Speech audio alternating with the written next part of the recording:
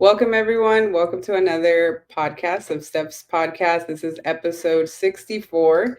And today we have a very special guest. Her name is Nikki, and she's the founder of Authentic CRE Solutions.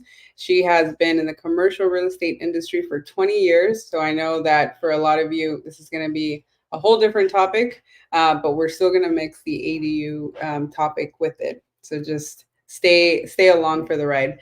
Prior to founding Authentic CRE, Nikki worked for some of the top financial services firms within the U.S., including Grand Bridge Real Estate Capital and Walker and Dunlop. Her mentors are amongst the most respected women, which I also have to agree to that.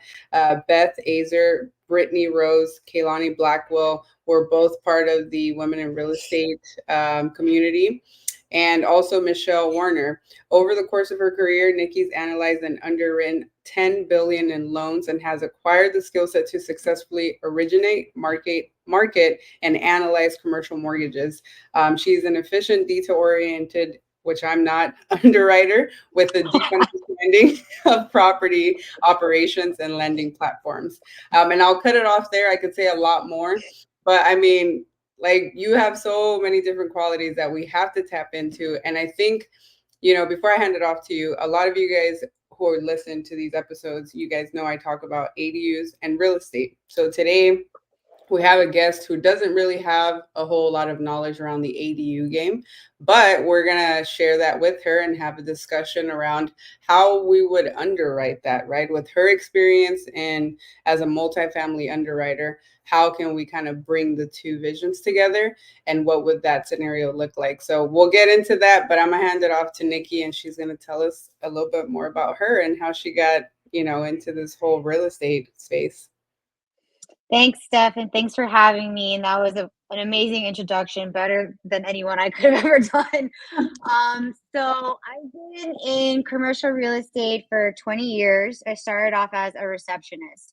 And it's interesting that journey from starting as a receptionist to now, right, forming my own company focused on commercial underwriting because I never thought that I would fall in love with commercial real estate, but I did. And I was going to school for English literature at the time, and I thought I was going to graduate, get my MFA, and teach poetry all day long.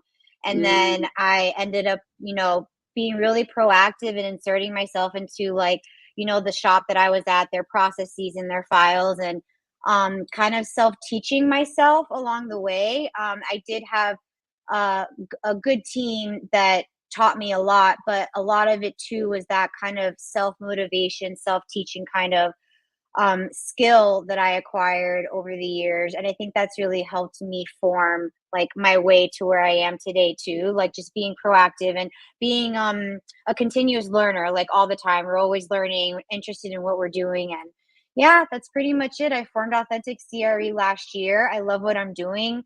I love doing business in the way that I want to do it, and it's been a game changer in getting to meet and collaborate with people like you and everyone else in Wire and in the industry. It's been a lot of fun. It's been a journey. It's been fun. That's crazy. That's one thing we have in common. So I also started as a receptionist in the real estate space at a Century 21 office in Torrance, California. And yeah, from there, I mean, I would have never thought like I'd be where I'm at now from that, that old stuff. But I would say that along with what you were saying, as far as like being a student, learning, tapping into certain communities that really help build your confidence, like women in real estate, all of those things have really helped elevate, I think, both of our games as far as like our confidence in the space, right?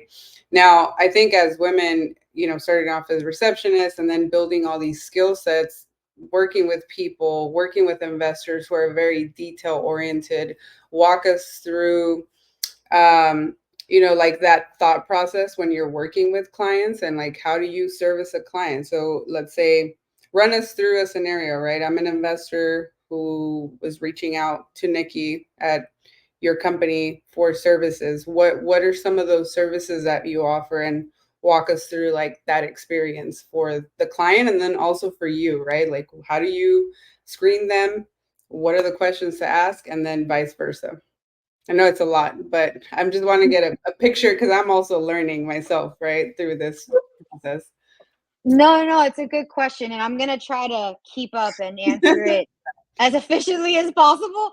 But okay, so my initial thought process, and I think actually I'll just go through the live example that I had before this call because it just happened. That's why I was Uh, going there with that question. I'm like, who it was this person, right? How did they reach out? And you know what? Maybe it'd be smart to also tell people like what the definition of what you do, right? Which is multifamily underwriting, just so they can grasp the concept. And then yes, that lead that you just got or that connection you just made would be a great example of you know, what it is that it looks like on your end. Perfect, perfect. So I think that the technical definition of an underwriter is someone who assesses and mitigates risk. And when it comes to commercial real estate underwriting, there are so many different hats that need to be worn in that process, right? You have to have the analytical skills, right? You have to be able to be a problem solver. You have to also have creativity, right? See the value, the uniqueness, and let the numbers, it's like poetry in numbers, let the numbers tell you the story. And communication is big too, in being an underwriter because you're analyzing complex financial information and you need to be able to communicate that to the respective investor, lender, investor, right? Whoever the case may be. And it's a really interesting process that I have come to love, not just because you're looking at the numbers objectively, but you're using that kind of skill to almost like form and build relationships because it's all about relationship building too.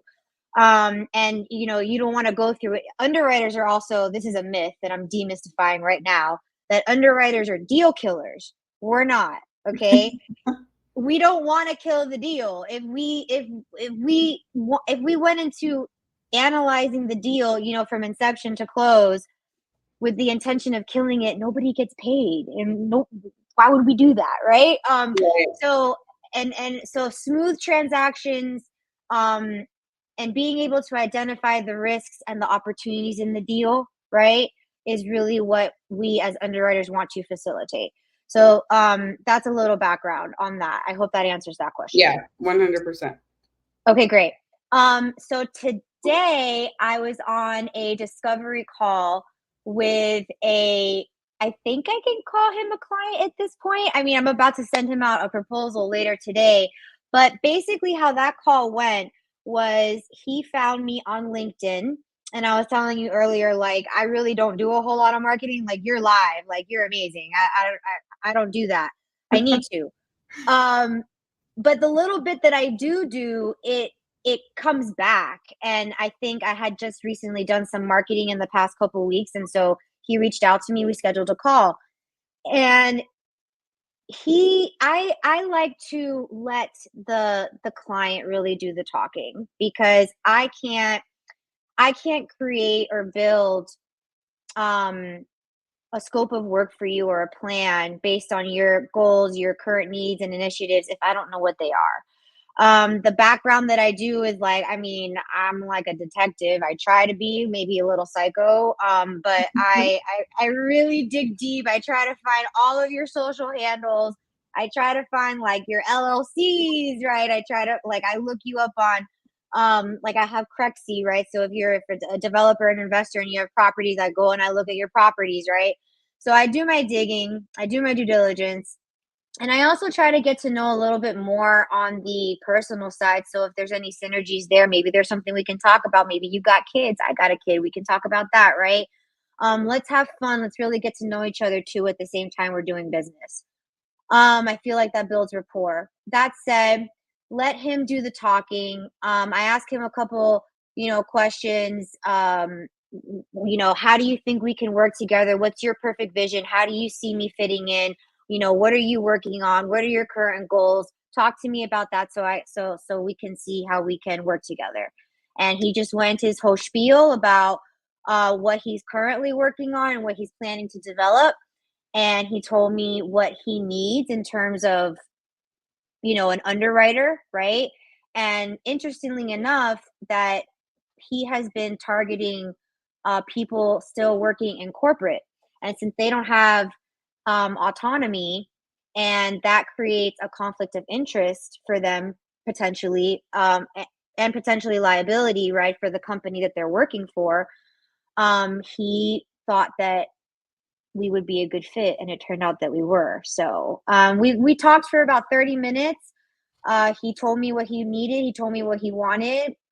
We spitballed and brainstormed on what that scope of work would look like, agreed on it, hashed out a price, and I'm putting together the proposal and sending it out to him later today. So that's pretty much what that process looked like. What was the other one? Did I answer it all? Or Oh yeah, that was a great. Yeah, I think I visualized what the conversation would look like between you two, and those were all really good, detailed questions on you screening the tenant. I'm over here wearing my property management hat. I'm like, oh yeah, you do.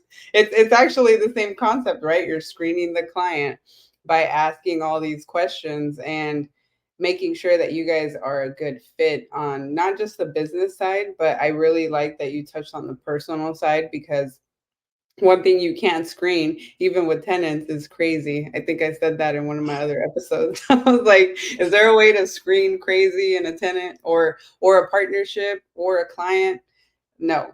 But what will give you some insight, or at least like a glimpse on their level of craziness, because I think we're all kind of weird in our own way, um, is those questions, right? Like those detailed questions that you were asking, that I think will help you kind of see where the conversation's going, where you see the vision, and if you align with this person, because that's really a huge factor, right? Like when you're working with these clients, what are the time frames? Are you working with these people for 30 days at a time, 60 days at a time? At what point do you kind of join the team and work with them throughout their investment journey? so a lot of the engagements thus far had been ad hoc engagements, um, on a case by case basis. Some of them have been repeat clients, right, on separate engagements. So it hasn't been on a retainer kind of type structure just yet, although the client today says that that is the goal, because the development projects that are starting in January, that would be like, okay, I'm budgeting you into this, um, X amount of hours per month to work and underwrite these deals as they come in from, ground up to stabilization. And that would be like a 12-month kind of structure. So that's exciting to hear about. Mhm. But the other ones have been pretty much just one off, case by case basis, ad hoc engagements. I did have one client over a 3-month period where we put together three different financial models for the client. So yeah, it just varies, and it all Very. depends really. Yeah, and it's not a one size shoe fits all situation either, because every client's needs are different, every property is different, right? Every vision is different. So I really try to work with the client and their vision, and try to like replicate that vision and be the person that kind of facilitates that vision for them. Got it. No, that's great. Yeah, I mean, I think when I think of underwriting, I also think of like performas and all these complicated, spreadsheets. So I had a question about ADUs, right? And I know that you kind of have an idea. You and I have talked about this offline, and you do know like what it is, right? Which is basically another adding another door. And so in places like California with the 25% density rule, you could very well have a 100-unit building, for example, and add 25% of that, or convert, existing space into ADUs, which means technically you can build 20 to 25 ADUs on that 100-unit complex. What would I don't know, the performa or like your back end process look like as far as like underwriting that? Like, are you taking into account, maybe walk us through it, right? Is it like the potential rents, the cost of it, like the amount of units, like how does that factor into the overall NOI and like the overall performance? And then how would you determine whether it's a good play or not, right? Because like, yeah, it sounds nice, like you could build 20 to 25 units on this 100 unit building, but does it pencil out? And like, what is that, what does that process look like, or would potentially look like? Great question. I think that I would start with the existing property, right? And I would pro forma my NOI there because that's existing cash flow, right? Cool, we got that, set that to the side. Then I would look at the ADUs as new construction, right? Exactly. Hmm. And I would take the construction costs, right? Build that in. I'd probably look at it on a like construction and draw schedule basis. And then once it comes out of construction, um, do a lease up analysis, right? So if you've got 20 or 25 units, how long is that going to take? 12 months based on occupancy levels. What that income builds up to, right? What that income looks like um, as the units are leased. Because each month, let's say you have 3 units leased in month one, then in month two, you have another 3 units. Well, now that's 6 units total, right? And that ramps up over time.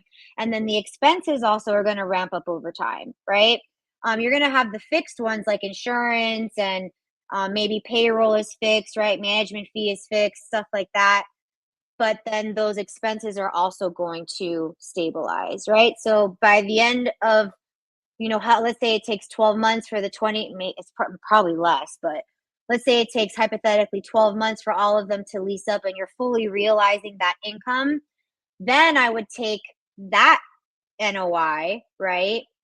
And that income, and I would build it into the existing cash flow, right? The existing, um, tenants or, units that have already been there for a while, and then build that into the overall pro forma. And obviously, the costs for that are going to take into effect. So if you're building on the property already probably has a market value, right?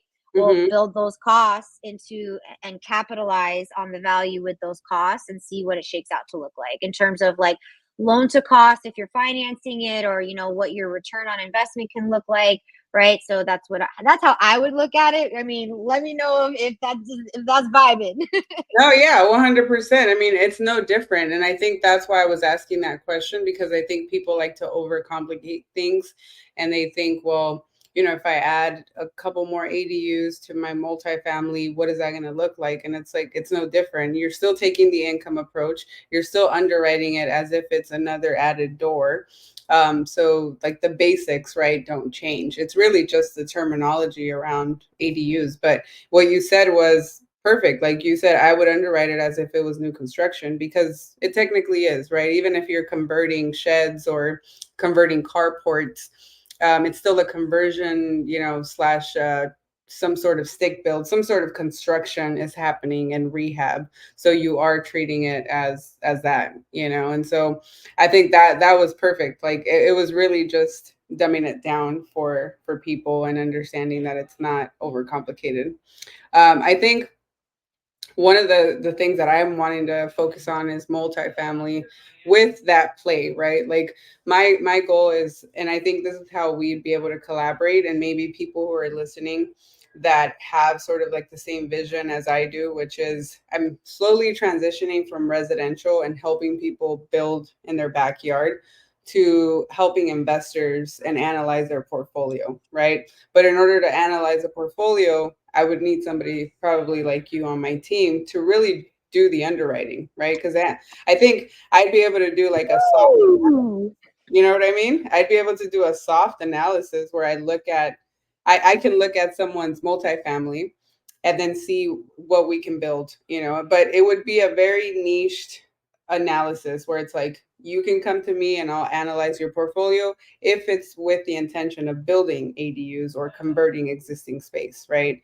And I think at that point in time, then I would definitely hit you up if they wanted to take it a step further, right? Because I can look at the zoning, look up the complex, and say, okay, technically, understanding California state legislation, you can build 4 to 6 units on here. Now, does it make sense? And like, what do the numbers look like? What does the performance say? And as you said, like, what is the numbers of the story tell? Is it for it or is it not? I think that at that point is when they could reach out to somebody like you, and we can all work together. I mean, that's really like the team concept, and that's what I love about real estate is that it's a team sport.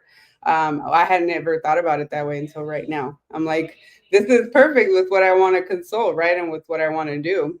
I don't have to do it all on my own, and I definitely don't understand the underwriting process a whole lot. But giving it off to somebody like you and delegating it, I think it's key. And so I'm assuming you work with a lot of people like that. These are like newer investors, seasoned investors, repeat clients, so a lot of referral business, it sounds like. Yeah, actually, I mean, some are new investors, right? And there are some that are more seasoned. I even had a client that was a broker, and she was trying to help her client sell their property. So they wanted a preliminary value, right? And of course, I had to analyze the financial statements and the income and expense to get to that and do some market research. But the broker, new, seasoned investors. I've had clients that are entrepreneurs themselves, that are building their own communities, that are building their own platforms, and like such as you, right? Like you and Mhm. Gladia, what you all are doing. Um, and it's been interesting too to see how those relationships have evolved, because I didn't think that that was ever even like a possibility. Like I didn't think that I thought when all of this started, like, oh, okay, these are the type of people that are going to be calling me, right? And it's just turned out to be so different, right? And uniquely different. And it's just been like really great just working with so many different types of business owners, entrepreneurs, investors, and seeing them, me being able to help them scale their businesses, right? I mean, Mhm. even with the financial modeling, some of it hasn't even been underwriting an actual deal. Some of it has just been building financial models for these business owners who are trying to scale and share their own knowledge with the public, like what we're doing right now. So yeah, I mean, I work with all kinds of people. That's awesome. Yeah, no, I could feel like how passionate you are about it. And you and I, by the way, guys, like she's we're obviously friends offline. We have a lot, and because we have a lot of things in common, right? We're both mothers. Our kids are around like the same age. We're both like nearby, right? So we're like neighbors. And I think naturally what happens is you build a connection, you build a relationship, and then at by default you will end up doing business with these people. So there's no doubt in my mind that you and I will work together, whether it's collaborating. We already kind of somewhat collaborated, when we went to your event that you had here for the women's in real estate chapter in Florida. And I see us just like being so tapped into our community, wanting to uplift other people. And you're right, like as a business owner, you think that you have a certain thing in mind, right? Like you're going to help clients achieve their goals, but the beauty in it is really building a relationship business, like a community of people that really have your back and that you connect with, and you're not so money driven or opportunity driven. You're more about connecting with the people, and then like let's figure out how we can eventually end up working together as well. So I think that's super important in any business, and that's one thing I'm learning and interviewing so many people is like it's all relationship based because we're all dealing with people at the end of the day. So yeah, I think if anybody wanted to reach out to you, how can they connect with you? Well, first of all, shout out to Gladia for helping me with the event. She co-hosted it with me. So That's I love right. you, That's Gladia. right. I love Yeah. you. I love you. So there's that. And then if they want to reach me, I mean, is it okay if I give out my cell phone? Because that's honestly the easiest way. I That's mean, you the can reach. easiest, whatever's easier for you. I know for me, it's like Instagram. Weird, but if you DM me, I'll answer because I'm usually memeing it on there. so, For real. so I'll be on You there. know, Like I'll that's answer to a DM quicker than a text. But if you want to put your number out there, do what works for you. every time I go on Instagram, you're the first person on my feed, literally every single time. It's amazing. So You're people like, can it's reach me. amazing how you do that. It's amazing. You just gotta be on there all the time, girl. I thought you knew. Seriously. Okay, so my Instagram, I'll follow your lead here. My Instagram is Nikki Perez, NIKIPEREZ .CRE. And you can also reach me at my email, which is Nikki at AuthenticCRE.com. My website is www.AuthenticCRESolutions.com. And my phone number's on there. So instead of me Yeah. saying it out loud, Make go sure check it out make sure you there. follow her on LinkedIn too, because apparently she gets a lot of business from LinkedIn, but doesn't give it enough time. So let's help her at LinkedIn too and Instagram. But no, honestly, I really appreciate you as a friend, as a person. I appreciate you being on here and sharing all of the information that you just shared. I know it wasn't a long episode, but it was super informative. I got a clear understanding of like what you do for business, how you help others, and then most importantly, like how you and I could at some point also work together. So if there's anybody out there who wants to reach out to Nikki, I'm telling you, she's a dope soul. Reach out to her, connect with her, and you guys are gonna see us sharing different spaces, and tap into my school community, the ADU play.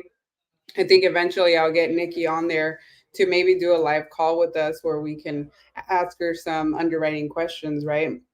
And just continue to learn, and always be a student. So, with that, I'll leave you guys. Do you want to share anything else before we head out? I just want to say that I think that you're a dope soul too. Thank you for having me, and congrats on school, by the way. That's amazing. Yes. I would love to help I'm with going to that. share the link with Awesome. you because I think you should join. I would like to have you. So I'm having 4 calls a month every Wednesday at 12 p.m. PST time. But the second week of the month, I'm going to be having a guest speaker to talk about something to do with real estate, right? Because we can only talk about ADUs so much. So I'll be talking about ADU basics, ADU strategies, but this falls under the strategies, right? Or under like a guest speaker, like what other hacks should I be aware of? And just the more skill sets and the more knowledge that you learn, you'll be able to really integrate a lot of these different hacks, right? Like ADU isn't just the only solution. There's a whole bunch that you can integrate, but it takes knowledge and awareness for that. So having you on there would be super dope. And yes, thank you so much too. We'll catch up offline. Thank you. Bye, Thanks, girl. everyone. Bye.